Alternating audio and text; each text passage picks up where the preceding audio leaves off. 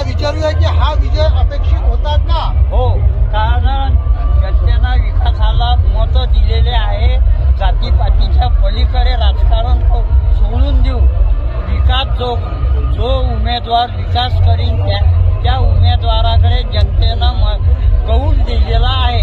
हा जनतेच्या डोळसपणाचा विजय आहे. खरी शिवसेना, खरी राष्ट्रवादी आता ह्याच्यात कळलं असेल का लोकांना? लोकांना जरी समजलं तरी लोकांनी ते पाहिलं नाही. लोकांनी विकास पाहिला आणि एकत्रीकरण पाहिलं,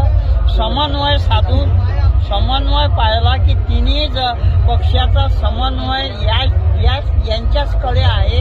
म्हणून त्यांनी तो विकासाच्या दृष्टीनं आणि समन्वय साधून पुढच्या 5 वर्षासाठी महाराष्ट्र महायुतीच्या ताब्यात दिला.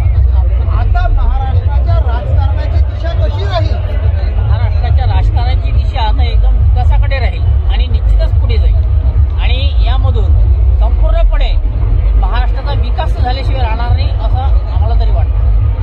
महाराष्ट्राचा विकास झाल्याशिवाय राहणार नाही. आमच्यासोबत आमचे स्थानिक प्रतिनिधी मनीष काळे आहे, यांना आपण विचारूया आपण काय गणित पाहिलं होतं इथलं. या जळगाव मतदारसंघाकडे पूर्ण जिल्ह्याचे लक्ष लागून होते. या मतदारसंघात जातीपातीचे राजकारण चालले नाही. या मतदारसंघात फक्त विकासाकडे व विकासाला पाहून वोटिंग झालं और विकास पुरुष म्हणून डॉक्टर साहेब आमदार संजय कुटे यांना भरघोस मतदारांनी विजयी केलं. कुठेतरी जनयोद्धा, कर्मयोद्धा, विकास